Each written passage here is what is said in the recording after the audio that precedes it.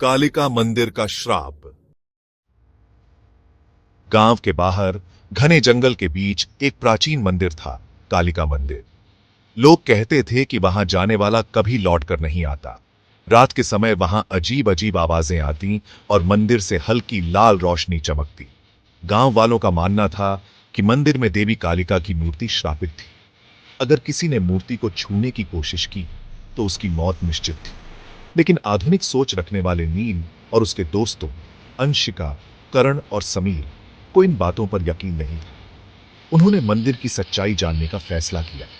उन्हें क्या पता था कि वे एक ऐसे रहस्य से टकराने वाले हैं जो उनकी जिंदगी हमेशा के लिए बदल देगा।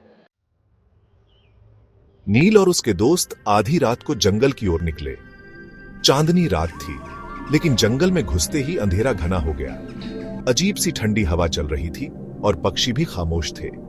अंशिका ने हंसते हुए कहा, शायद गांव वाले बेवजह डरते हैं, कुछ भी अजीब नहीं लग रहा। लेकिन तभी करण ने एक परछाई देखी, लंबी झुकी हुई, जैसे कोई उनकी तरफ बढ़ रहा हो। वो क्या था? करण ने घबराते हुए पूछा। सबने मुड़कर देखा, पर वहां कुछ नहीं था। उन्होंने इसे वहम समझा और आगे बढ़े। मंदिर के पास पहुंचते ही ठंडी हवा अचानक रुक गई। चारों ने महसूस किया कि जैसे कोई उन्हें देख रहा है। मंदिर बहुत पुराना था। दीवारों पर टूटी फूटी मूर्तियां और अजीब निशान बने हुए थे। दरवाजे पर लिखा था, जो कोई अंदर जाएगा वह जीवित नहीं बचेगा। समीर ने हंसते हुए कहा, यही डराने का तरीका होगा, चलो अंदर चलते हैं। उन्होंने दरवाजा धक्का दिया और जैसे ही वे अंदर गए, दरवाजा खुद ब खुद बंद हो गया। अब चारों दोस्त मंदिर के अंदर थे। मंदिर के अंदर चारों ओर अंधेरा था। उन्होंने टॉर्च जलाए तो देखा कि बीच में एक भव्य काले पत्थर की मूर्ति थी। देवी कालिका की वह मूर्ति विकराल थी, लाल आंखें, हाथ में तलवार और गले में इंसानी खोपड़ियों की माला। अंशिका ने धीरे से कहा, यह बहुत असली लग रही है। तभी हवा में एक गूंजती हुई आवाज आई, तुम यहां क्यों आए हो? चारों चौंक कर पीछे हटे। समीर ने कहा, किसी ने सुना? यह आवाज कहां से आई? तभी अचानक मूर्ति की आंखें लाल चमकने लगी और मंदिर में हल्का कंपन हुआ। करण ने घबराकर कहा, हमें वापस चलना चाहिए। लेकिन वापस जाने का रास्ता गायब हो चुका था। चारों इधर उधर भागने लगे, लेकिन मंदिर का हर दरवाजा बंद था। तभी पीछे से किसी के चलने की आवाज आई। नील ने टॉर्च घुमाई और देखा, एक पुरानी साधु जैसी आकृति खड़ी थी। उसकी आंखें सफेद थीं और उसकी खाल पर गहरे घाव थे। तुमने मेरे श्रापित स्थान में कदम रख दिया, अब तुम्हें इसकी सजा मिलेगी।